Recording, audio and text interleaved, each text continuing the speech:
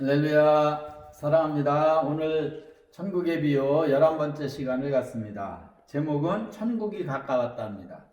말씀입니다. 마태복음 10장 1절서부터 8절에 있는 말씀 봉독합니다. 예수께서 그 12제자를 부르사 더러운 귀신을 쫓아내며 모든 병과 모든 약한 것을 고치는 권능을 주시니라.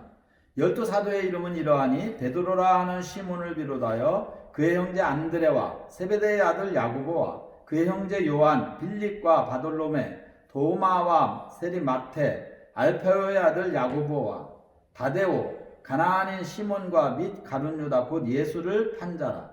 예수께서 이 12를 내어보내시며 명하여 가라사대 이방인의 길로도 가지 말고 사마리아인의 고을로도 들어가지 말고 차라리 이스라엘 집에 잃어버린 양에게로 가라. 가면서 전파하여 말하되 천국이 가까웠다 하고 병든 자를 고치며 죽은 자를 살리며 문둥이를 깨끗게 하며 귀신을 쫓아내되 너희가 거저 받았으니 거저 주어라. 아멘. 주님께서 제자들을 내보내시면서 전도 내보내시면서 명령하신 명령이죠. 전도의 주제를 말씀해 주셨어요. 천국이 가까웠다 하라. 너희가 이제 유다의 모든 동네들을 돌아다니면서 2명씩 짝을 지어서 내보내면서 12제자를 내보내면서 천국이 가까웠다고 하라. 이렇게 말씀하셨어요. 그래서 오늘 천국이 가까웠다고 하는 의미를 한번 생각해 봅니다. 한번 말씀 제목 따라 하십니다. 천국이 가까웠다. 천국이 가까웠다. 천국이 가까웠다.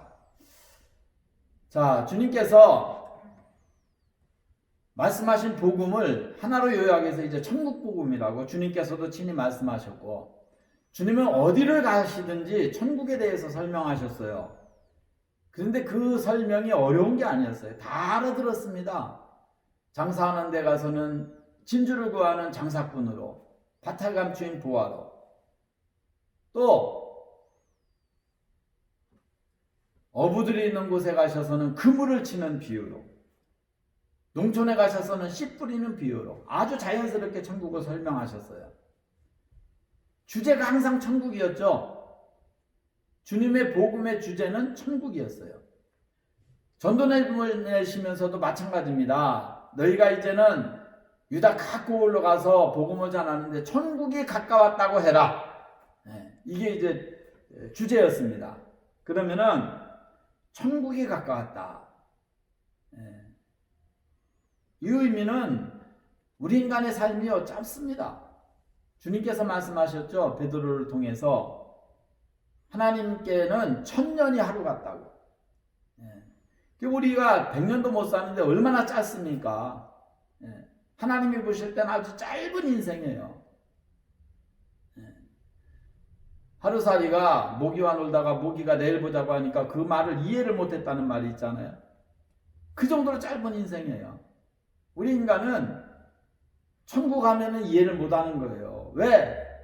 이거 뭐 하루 살다가는 짧은 인생이니까 1000년이 하루 같고 하루가 1000년 같다고 했는데 1000년이 하루 같다고 했는데 그 1000년을 하루로 계산을 하면은 도대체 우리 인간의 이 땅에서의 삶이 얼마나 짧은 순간에 지나가는 겁니까?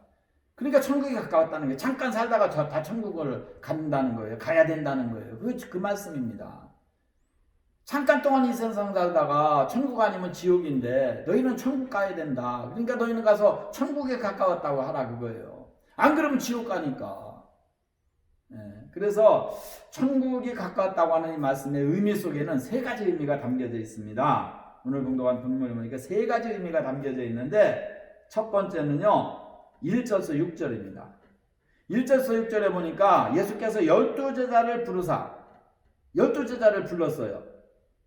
베드로, 안드레, 야고보, 요한, 빌립, 바돌로메, 도마에, 마테, 야고보, 다데오, 시몬, 가룟 유다 이렇게 12명의 제자를 부르셨어요. 그리고 택하셨습니다. 그래서 우리가 천국에 가까웠다고 해라. 그럼 천국 누가 들어가느냐? 택한 자들이 들어갑니다. 택하심을 받은 자가 들어갑니다. 하나님 앞에 택함을 받지 못하면 못 들어갑니다. 마태복음 22장에 보면은 주님께서 천국을 설명하실 때에 아주 유명한 비유죠. 예. 천국을 설명하실 때에 혼인잔치 비유로 말씀하셨어요. 마태복음 22장에 있습니다. 2절에 보니까 천국은 마치 자기 아들을 위하여 혼인잔치를 베푼 어떤 임금과 같다. 종들을 내어보낸 거죠. 초청한 사람들, 청함받은 사람들한테 종들을 보냈는데 다 거절했어요. 예. 어떤 사람은 상업차, 어떤 사람은 밭으로, 예. 어떤 사람은 심지어 보낸 종들을 죽였다고 했어요. 잡아서 능욕하고 죽이니 그랬어요. 그러니까 임금이 대노해가지고 군사를 보내서 청함받은 자들을 다 죽여버린 거죠. 그리고 종들에게 이에 종들에게 이르되 혼인잔치는 예비되었으나 청한 사람들은 합당치 아니하니 사거리 길에 가서 사람을 만나는 대로 혼인잔치에 청하여 오너라 하니까 이제 종들이 가가지고 만나는 사람들을 10절에 보니까 종들이 길에 나가 악한 자나 선한 자나 만나는 대로 모두 데려오니 혼인잔치에 손이 가득한지라. 그런데 여기에 이제 혼인잔치에 들어가려면 예복을 입어야 됩니다. 예복. 그 예복을 입는 게 택함 받는 건데 예복을 입지 않는 자는 어떻게 됐어요? 13절에 보니까 임금이 사환들에게 말하되 그 수족을 결박하여 바깥 어두움에 내어 던지라. 거기서 슬피 울며 이를 갈미 있으리라. 지옥이죠. 예복을 입지 않는 자는 지옥. 세 종류의 사람이 나옵니다. 청함을 받은, 초청함을 받은 자, 부름을 받은 자, 택함을 받은 자. 초청받은 자들은 한 명도 오지 않고 다 거부했죠. 부름받은 자들은 예복을 입지 않는 자들 다 멸망당했어요. 그 중에 예복을 입은 택함 받은 자들만 천국에 들어간 거죠. 그래서 14절에 주님은 마태복음 22장 14절이죠. 청함 받은 자는 많되 택함 받은 자는 적으니라. 주님께서 하신 말씀이에요. 어떻게 보면 한탄의 말씀이죠. 많은 사람을 불렀는데 택함 받은 자는 적다는 거예요. 택함 받은 자들은 적다. 혼인잔치에 들어간 자들은 적다는 거예요. 많은 사람들이 있는데 천국 들어가는 사람들이 적다는 거예요. 왜? 조그만 길이니까 천년이가 적은 거죠. 그래서 택함을 받은 자가 천국에 들어갈 수 있습니다. 고린도전서에 보면은 하나님이 택하는 자들에 대한 기록이 나옵니다. 하나님은 어떤 자들을 택하시느냐? 고린도전서 1장에 보면 27절에 하나님께서는 세상에 미련한 것들을 택하사 지혜 있는 자들을 부끄럽게 하려 하시고 세상에 약한 것들을 택하사 강한 것들을 부끄럽게 하려 하시며 하나님께서는 세상에 천한 것들과 멸시받는 것들과 없는 것들을 택하사 있는 것들을 폐하려 하시나니 이는 아무 육체라도 하나님 앞에서 자랑하지 못하게 하려 합니다. 그래서 너희 택하심을 보라는 거예요. 26절입니다. 형제들아 너희의 부르심을 보라. 육체를 따라 지혜 있는 자가 많지 않으며 능한 자가 많지 아니하며 문벌 좋은 자가 많지 아니하도다. 하나님의 택함을 받아야만 하나님의 나라에 들어갈 수 있는 거죠. 하나님이 주인이신데 우리가 학교를 들어가려도 면접을 보잖아요. 시험을 쳐야 되잖아요. 회사를 들어가려도 시험을 치고 면접을 보고 거기에서 합격을 해야 들어가는 거 아닙니까? 그러면 그 회사에서 원하는 사람이 있는 거예요. 그거를 택하기 위해서 시험도 치르고 면접도 보는 거예요. 이같이 우리 하나님의 나라의 주인은 하나님이십니다. 그러면 하나님이 택하신 자들만 들어가는 거죠. 아무나 들어갑니까? 못 들어갑니다. 하나님 앞에 택함을 받은 자가 하나님의 나라에 들어갈 수 있는 겁니다. 그럼 하나님 앞에 택함을 받은 증거가 뭐냐? 성령이죠. 그래서 보증으로 성령을 주셨다고 한 거예요.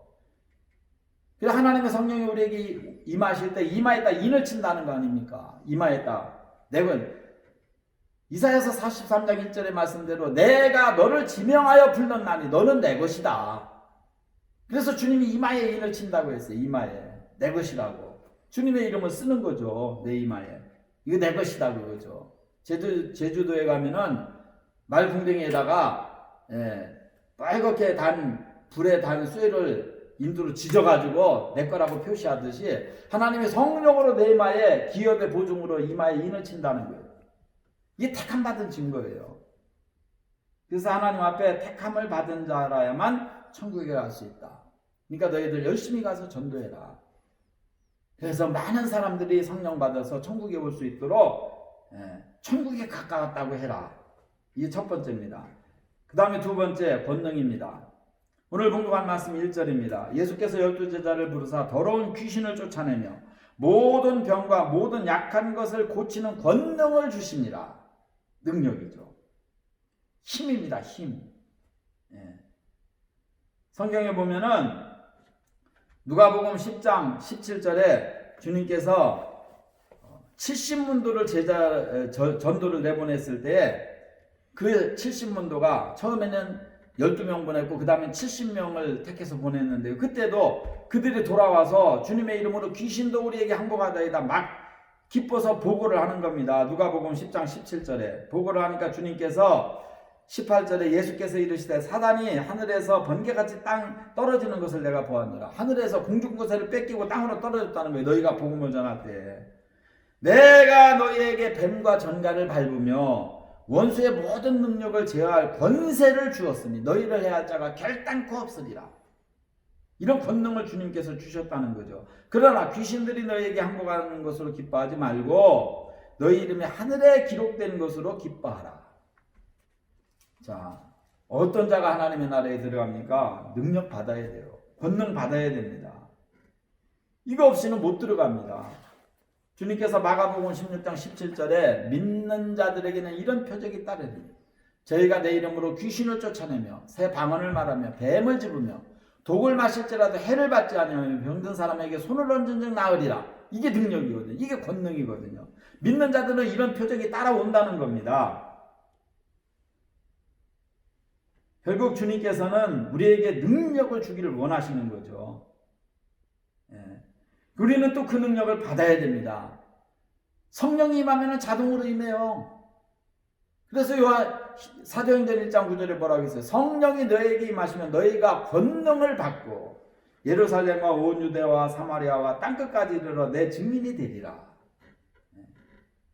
그러므로 우리가 주님을 믿으면은 권능이 임합니다. 권능.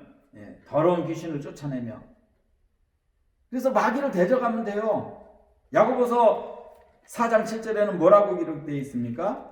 마귀를 대적하라는 거죠. 마귀를 대적하라. 그리하면 너희를 피하리라. 그런즉 너희는 하나님께 순복할지어다. 마귀를 대적하라. 그리하면 너희를 피하리라. 야고보서 4장 7절의 말씀이에요. 하나님을 가까이 하라. 그러면 너희를 가까이 하시리라. 마귀를 대적하면 마귀가 피하는 거예요. 그럼 누가 강한 겁니까? 우리가 강한 거죠. 내가 뭐 강합니까? 주님이 나와 함께 하시니까 강한 거죠. 다윗은 약했지만 하나님이 함께하니까 골리앗의 목을 잘랐듯이 우리는 약하지만 하나님이 함께하면 귀신도 도망가고 뱀도 짚는다. 꼼짝 못하는 거죠. 뱀은요 땅에 있을 때는 굉장히 빠릅니다. 그러나 딱 집으면요 꼼짝을 못합니다. 그러니까 믿는 자들에게 이런 표적이 따르리니 저희가 내 이름으로 귀신을 쫓아내며 새 방언을 말하며 뱀을 집으며 그 뱀이 마귀 아닙니까? 요한계시록 12장 9절에 있잖아요. 옛뱀군 마귀라고도 하고 사탄이라고도 하는 온천하를 깨는 자라. 마귀를 집을 수 있는, 꼼짝 못하게 잡을 수 있는, 제어할 수 있는 권세를 우리에게 주셨다는 거 아닙니까? 그런 거로 이 능력이 우리에게 임해야 돼요. 마귀를 따라잡을 수 있는 능력, 그리고 사랑할 수 있는 능력. 그럼 마귀는 다 할 수 있는데 사랑은 못합니다. 그러니까 사랑은 고도의 테크닉이고 은사 중에 가장 큰 은사고 기술 중에 가장 큰 기술이 사랑이에요. 그 기술을 우리 주님은 우리에게 성령으로 가르쳐 주시는 겁니다. 사랑은 기술입니다. 받아보지 않은 사람은 못해요. 하나님의 큰 사랑을 우리는 받았으니까 그 사랑으로 원수까지라도 사랑할 수 있는 힘이 우리에게 와진 거예요. 그게 능력입니다. 무슨 능력이라고 해서 무슨 기적을 일으키는 것만이 아니에요. 모든 귀신을 쫓아내며 모든 병과 모든 약한 것을 고치는 권능을 주시니라 그랬잖아요. 이 권능을 주셔가지고 제자들을 내보내면서 주님께서 뭐라고 하셨어요? 8절에 보니까 병든 자를 고치며 죽은 자를 살리며 문둥이를 깨끗게 하며 귀신을 쫓아내되 너희가 거저 받았으니 거저 주어라. 주님이 하신 말씀이죠. 이 능력이 우리에게 와줘야 되는 거예요. 사랑의 능력, 하나님을 사랑할 수 있는 능력, 이 권능이 우리에게 와줘야 되는 겁니다. 이렇게 능력받은 자가 천국을 들어갈 수 있는 거예요. 진자는 이긴 자의 종이 됩니다. 죄와 싸워서 지면 죄의 종으로 지옥 가죠. 마귀와 싸워서 지면 마귀의 자녀가 돼서 지옥 가죠. 그 권능을 하나님이 우리에게 주신 거예요. 성령으로. 그래서 마귀도 이기고 귀신도 이기고 죄도 이기고 미움도 이기고 슬픔도 이기고 저주도 이기고 염려도 이기고 걱정도 이기고 시기 질투도 이기고 하나님의 사랑으로 다 이겨나가는 거예요. 그런 권능이 우리에게 임해야 된다는 거예요. 그 능력이 임할 때 하나님께서는 능치 못함이 없는 거죠. 그런 걸 우리가 정말 내게 능력 주시는 자 안에서 내가 모든 것을 할 수 있다고 빌립보서 4장 13절에 사도 바울이 말했는데 주님이 우리에게 능력 주시면 다 할 수 있는 거죠. 성경을 보세요. 모세가 하나님의 능력이 임하니까 10가지 기적이 애굽에서 일어나잖아요. 출애굽할 때 바다가 갈라지잖아요. 반석을 치니까 반석에서 7수가 터져 나오잖아요. 그게 능력입니다. 모세가 능력 있는 거 아니죠. 하나님이 하시는 거죠. 베드로 보세요. 그림자로 앉아있잖아요. 사람들이 너무 많이 환자들이 몰려오니까 일일이 손을 댈 수 없으니까 베드로가 지나가는 길가에다 뉘어놨어요. 쫙. 근데 성경에 보니까 베드로 그림자가 지나가니까 다 고침받고 다 살아났다고 했어요. 죽은 자 살아나고 병든 자 고침받고. 사도 바울은요, 소수건이나 앞치마만 갖다 얹어도 귀신들이 떠나가고 병든 자가 나섰다고 기록하고 있습니다. 에베소에서 일어난 기적이죠. 그리고 이런 권능이 우리에게 임해야 되는 거예요. 이 권능이 임해야만 죄와 싸워서 이겨야만 천국에 가는 거죠. 죄와 싸워서 지면 죄의 종으로 지옥 가죠. 범죄하는 자마다 마귀에게 속했다고 했잖아요. 그런 거로 이런 능력이 여러분에게 임하시기를 바랍니다. 마지막으로 체험입니다. 천국은요, 체험을 한 자들이 가는 곳입니다. 여러분, 성경에 보면은 우리가 하나님을 믿는 거는요, 그냥 머리로 믿어서는 안 돼요. 성경에 이사야서 43장에 보면은 10절 말씀에 나 여호와가 말하노라 너희는 나의 증인이다 그랬어요. 너희는 나의 증인, 나의 종으로 택함을 입었나니 이는 너희로 나를 알고 믿으며 내가 그인 줄 깨닫게 하려 함이라. 나의 전에 지음을 받은 신이 없었느니라. 나의 후에도 없으리라. 나하고 나는 여호와라. 나의 외에 구원자가 없느니라. 결국 체험을 해야 된다는 거죠. 주님께서 내가 너희를 나의 증인으로 나의 종으로 택했다고 그러시면서 너희로 나를 알고 믿으며 내가 그인 줄 깨닫게 하려 함이라 그랬잖아요. 증인이 뭡니까? 본 자들을 증인이라고 그래요. 본 사람을 증인이라고 그럽니다. 보지 않으면 증인이 아니죠. 거짓 증인이죠. 봐야만 진짜 증인이죠. 그러면 자, 여기 알고 믿으며 그랬어요. 주님께서 알고 믿으며 나의 증인으로 택했다고 그러면서 알고 믿으며를 말씀하셨고 그 다음에 깨닫게 하려 합니다. 그럼 알고 믿으며와 깨닫게 사이에 뭐가 있을까요? 체험이 있는 거예요. 본 거예요. 보지 않고 어떻게 깨닫습니까? 주염 열매가 뭔지 모르죠. 그러나 제가 이스라엘에서 성지순례 갔다 오면서 주염 열매를 사왔어요. 그래서 우리 교회에서 주염 열매 보여주니까 이게 주염 열매구나. 그제서야 깨닫는 거예요. 머릿속으로는 알죠. 주염 열매 이스라엘에 있다더라. 탕자가 그것도 없어서 죽을 뻔했다더라. 아는 거예요. 그런데 보도 못한 거예요. 그런데 제가 성지순례 갔다 와서 사와서 보여주니까 그때서 이게 주염 열매구나 깨닫는 거예요. 마찬가지입니다. 우리가 하나님도 봐야 되는 거예요. 하나님 보지 않고 믿는 거 새빨간 거짓말쟁이입니다. 하나님 안 보고 믿어지지를 않아요. 봐야 믿어지는 거예요. 그런데 그 본다는 거를요, 눈으로만 생각하면 안 되죠. 우리가 보는 기관은요, 우리 신체에는요, 9개가 있습니다. 보는 기관이 9개가 있어요. 뭡니까? 시각, 눈이죠. 눈 2개 있죠. 시각. 그 다음에 청각. 들어봐라. 듣는 것도 보는 거예요. 소리는 눈으로 안 보이잖아요. 그러니까 귀로 들어봐야 하는 거예요. 그것도 들어서 보는 겁니다. 잘 들어봐. 귀로 들어보는 거죠. 그 다음에 후각. 냄새는요, 코 2개로 맡는 거예요.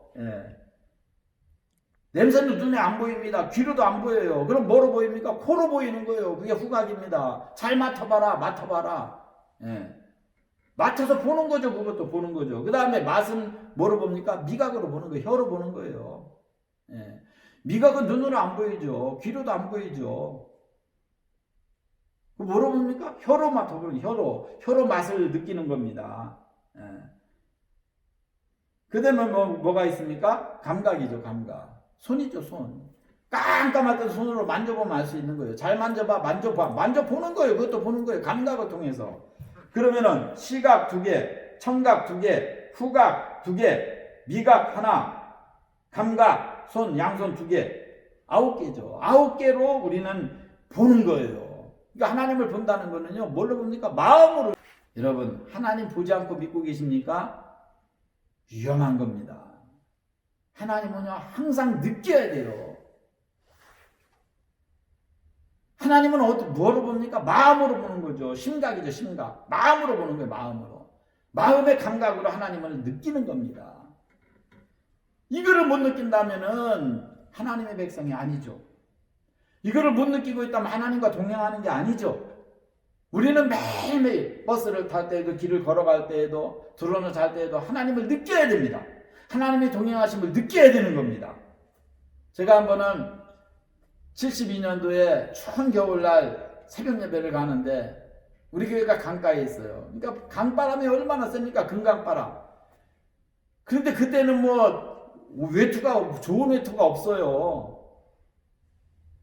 지금은 오리털 잠바 있는데 그때는 그런 거 없습니다. 그러니까 추우니까 귀를 손으로 막고 가는 거예요. 너무 귀가 떨어져 나갈 것 같으니까. 그러면 손이 시려울 거 아닙니까? 그럼 또 손을 품에 넣는 거예요. 이루고 가는 거예요. 지금 새벽 예배를 이루고 가다가. 근데 제가 한참 가다가요, 갑자기 그 칼바람 소리가 느껴지지를 않는 거예요.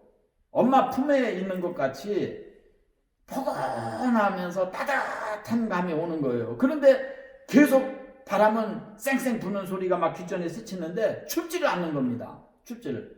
제가 걸어가면서 막 울었어요. 왜? 주님이 나를 안아주신 거죠. 그걸 느끼는 겁니다, 지금. 칼바람은 막 불어오고 쌩쌩 소리는 나는데 그 추운 겨울날에 걸어가면서 따뜻함을 느끼니까 이게 도대체 어떻게 해석을 해야 돼요? 어떻게 설명을 합니까? 막 걸어가면서 느끼는 거예요. 아, 하나님이 나를 이렇게 사랑하시는구나. 새벽 예배 간다고 이렇게 입구해 주시는구나 하면서 막 우는 거예요. 제가 1년 만에 회개를 했는데 그게 회개할 때 3시간을 울었습니다. 주님의 품에 안겨가지고. 나를 사랑해 주셔가지고 나를 용서해 주시고 나를 품어주신 그 품에 안겨가지고요 3시간을 울었어요. 너무너무 뜨거운 감격의 눈물을 3시간을 흘렸어요. 이 느끼는 겁니다. 신앙생활은요 느낌이 없으면 이건 죽은 신앙이에요. 네. 그래서 체험이 그렇게 중요한 겁니다. 그래서 믿는 자들에게는 이런 체험이 따른다는 거예요. 저희가 내일 오늘 귀신 쫓아내고 새 방언을 말하고 뱀을 집으며 독을 마실지라도 해를 받지 아니하며 병든 사람에게 손을 얹은 즉 나으리라. 이런 체험이 따르는 겁니다. 우리 기독교인에게는 3가지 체험이 있어요. 첫째, 말씀을 체험해야 됩니다. 말씀대로 믿고 행하니까 다 되는 거예요. 제가 우리 아버님이 처음에 교회 나오셨을 때 아버지한테 그랬어요. 아버지, 11조를 하나님을 시험까지 하라고 했으니까 이제부터 이 약을 팔면은 파는 대로, 손님이 오면 오는 대로 수입의 11조를 따로 떼서 하나님께 드리십시오. 하나님이 놀라운 축복을 해주실 겁니다. 그러니까 아버지가 그렇게 아마 약속을 했어요. 정말 그 다음서부터 11조 철저하게 떼셨는데요. 얼마나 축복이 왔는지 우리 집 앞에요. 서울, 부산 자가용이 쫙 늘었었어요. 왜? 약만 가져가서 먹으면 낫는 거예요. 병이. 저희 아버님이 하늘에 사셨는데 약만 가져가서 먹으면 병이 낫는 거예요. 근데 한 번은 그런 말씀을 하셔요. 사람들이 너무 많이 와서 약을 줍다 보니까 서울 사람 줄 약을 부산 사람 주고 부산 사람 줄 약을 서울 사람 주고 이게 바뀐 거예요. 그런데도 먹고 다 가서 버린 거예요. 기적이 일어나는 겁니다. 말씀을 체험해야 돼요. 말씀을. 하나님의 말씀대로 믿고 행하니까 그대로 되더라. 이거 체험해야 됩니다. 말씀 체험. 그 다음에 2번째 체험이 기도 체험이에요. 기도를 해가지고 응답받는 게 이게 신앙의 재산입니다. 체험이 신앙의 재산이에요. 자녀 문제, 남편 문제, 사업 문제, 가정 문제, 건강 문제, 어떤 문제를 놓고 기도하고 작정하고 기도하고 하나님 앞에 기도하니까 하나님이 해결해 주시는 이거를 체험을 많이 해야 돼요. 이런 체험이 없으면 기독교인이 아니죠. 체험을 해야 됩니다. 그 다음에 3번째가 생활체험이에요. 생활 속에서 체험을 하는 겁니다. 매일매일 살아가면서 하나님이 나를 도우시고 하나님이 함께해 주시고 나를 사랑해 주시고 축복해 주시고 하나님이 내 자녀들을 돌봐주시고 이걸 막 체험하는 거예요. 하나님이 내 남편의 사업을 복주시고 이런 걸 막 체험을 하는 거예요.